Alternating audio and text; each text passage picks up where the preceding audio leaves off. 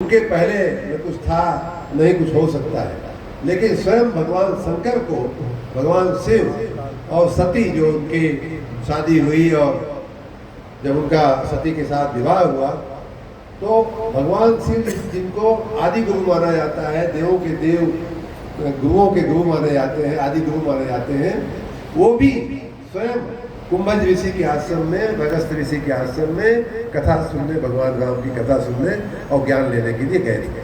भगवान राम के स्वरूप को जानने के लिए, भगवान राम का क्या उनका महत्व है, क्या उनका प्रादुर्भाव का क्या कारण है, भगवान राम शरीर धारण करके क्यों वन में भटक रहे हैं, ये पूरा जो है एक बड़ी कथा है। लेकिन कहने का मतलब कि जिसको आदि देव आदि गुरु माना जाता है, सृष्टि का पहला जो बच्चे वो माना जाता है, निशानी मानी जाती है, वो भी स्वयं जा करके किसी ऋषि के यहाँ ज्ञान लेने की हमारी परंपरा के कितनी बड़ी बात है। माँ सती हो चाहे माँ पार्वती हो, उनके वही ज्ञान की देवी मानी जाती है। अभी बच्चियों ने जो कार्यक्रम किया, या देवी सर्वभूतेषु बुद्धि रूपेण संस्था, उनको स्वयं बुद्धि का स्वरूप माना जाता है, माँ पार्वती को, माँ दुर्गा को। लेकिन वो स्वयं भी भगवान शिव को गुरु मान करके भगवान राम के बारे में, कोई रामचरितमानस में आप पढ़ेंगे,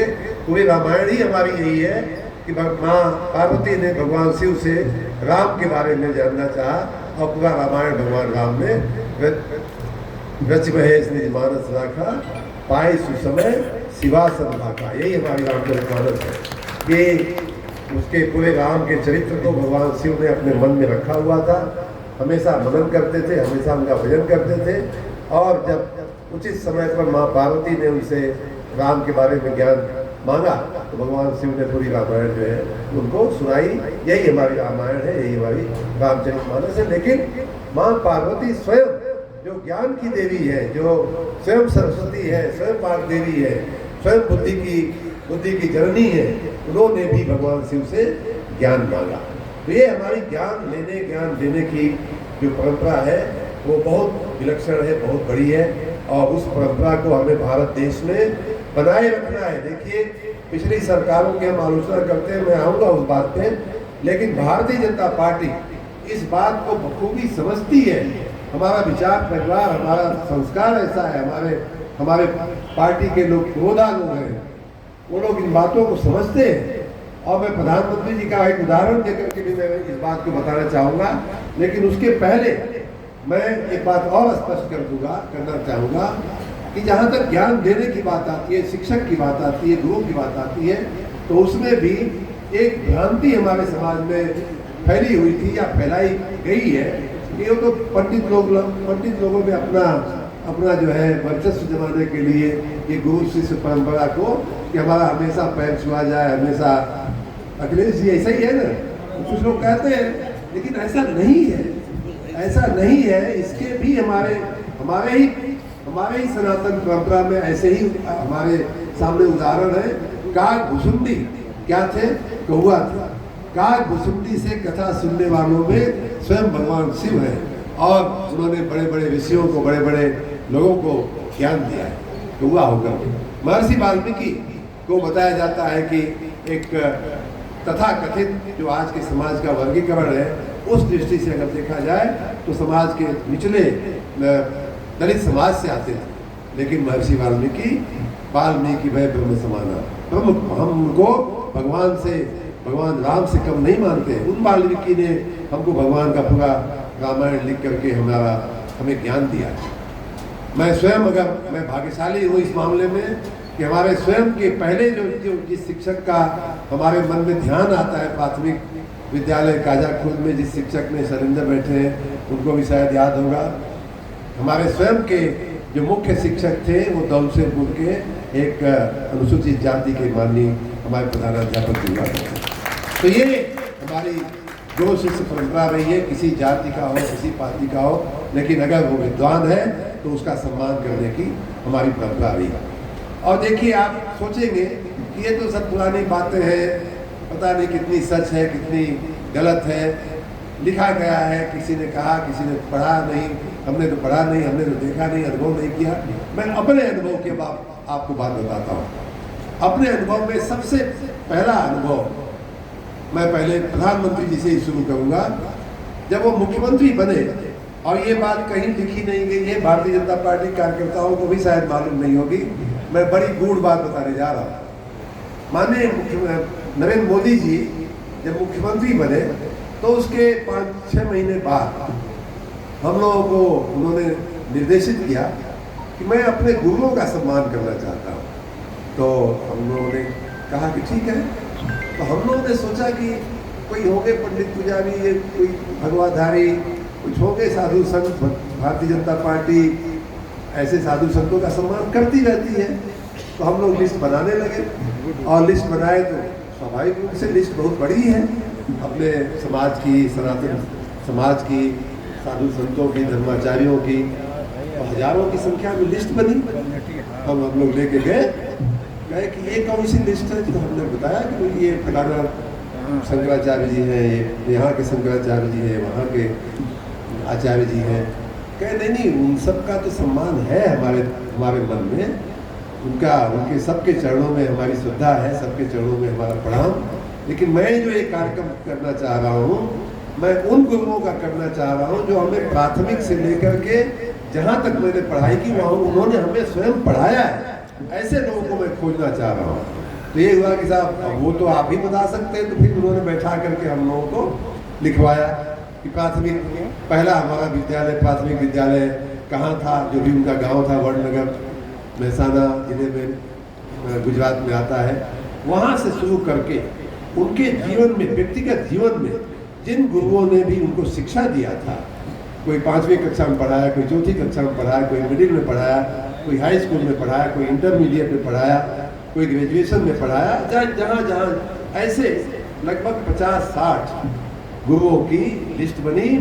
और आप सबकी जानकारी के लिए, जो व्यक्ति आज देश का प्रधानमंत्री है, उसने अपने सभी गुरुओं को इकट्ठा करके बहुत ही भावपूर्ण एक स्वागत का समारोह किया था।